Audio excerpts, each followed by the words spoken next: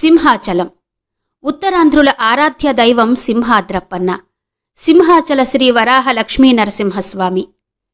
సింహాచలేశుడు కొలువు తీరిన సింహగిరి అతిపెద్ద పండుగకు రంగం సిద్ధం చేసుకుంటోంది. అదే సింహాచల గిరి ప్రదక్షిణ. స్థానికులతో పాటు పొరుగు జిల్లాలే కాదు, పొరుగు రాష్ట్రాల నుంచి కూడా వచ్చిన లక్షలాది మంది భక్తజన సందోహం సింహాద్రప్పన్న నమోన్నమః అంటూ ప్రవాహంలా సాగిపోయే రోజు. సింహాద్రప్పన్న చివరి విడత చందన సమర్పణకు సన్నాహాలు చేసేది ఆ రోజే. సింహాచల క్షేత్రంలో స్వామివారి నిజరూపం నిత్య రూపాలతో పుష్పరథం కదిలే రోజు. సింహాచలేశ వరాహ లక్ష్మీ నరసింహ సింహాద్రప్పన్న అన్న భక్తుల ఆర్తిపూర్వక పిలుపులతో సింహాచల కొండ మాత్రమే కాదు, సింహాచలం పరిసరాలన్నీ మారుమోగిపోయే రోజు. అదే సింహాచల గిరి ప్రదక్షిణ. మరి ఈ సంవత్సరం అంటే 2024లో సింహాచల గిరి ప్రదక్షిణ జరిగే తేదీలు, సమయం, ఆ విశేషాలేంటో చూద్దాం.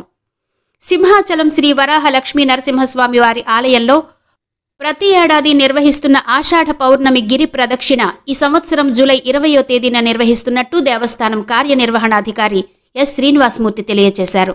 లక్షల మంది భక్తులు తరలివచ్చే శ్రీ స్వామివారి గిరి ప్రదక్షిణ ఏర్పాట్లపై ఈవో సమావేశాన్ని నిర్వహించారు. భక్తులకు కల్పించాల్సిన సదుపాయాలకు సంబంధించి వైదిక ఆలయ అధికారులతో ఈవో కార్యాలయంలో వివిధ విభాగాల ఉన్నతాధికారులతో ప్రత్యేకంగా సమావేశమయ్యారు. మరిప్పుడు అసలు ఆషాఢ పూర్ణిమ రోజు గిరి ప్రదక్షిణ ఎందుకు చేయాలి? ఈ విషయం గురించి తెలుసుకుందాం. ఆషాఢ పూర్ణిమ, గురు పౌర్ణిమ, సింహాచలేశుని గిరి ప్రదక్షిణ.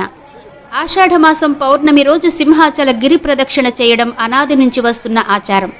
సింహం ఆకారంలో ఉన్న సింహగిరి చుట్టూ కాలినడకన ప్రదక్షిణలు చేస్తే తాము కోరిన కోర్కెలు నెరవేరుతాయన్నది అప్పన్న భక్తుల ప్రగాఢ నమ్మకం.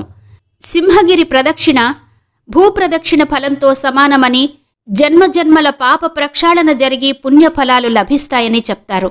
ముఖ్యంగా సంతానం లేనివారు ఈ గిరి ప్రదక్షిణ చేస్తే తప్పక సంతానం కలుగుతుందని భక్తుల నమ్మకం. ఈ గిరి ప్రదక్షిణ దాదాపు 32 కిలోమీటర్లుంటుంది. ఇలా 32 కిలోమీటర్ల ప్రదక్షిణ చెయ్యడం వెనక కూడా ఒక కారణం ఉంది. సింహాచల క్షేత్రానికి నరసింహస్వామికి 32 సంఖ్యకు ఒక సంబంధం ఉంది.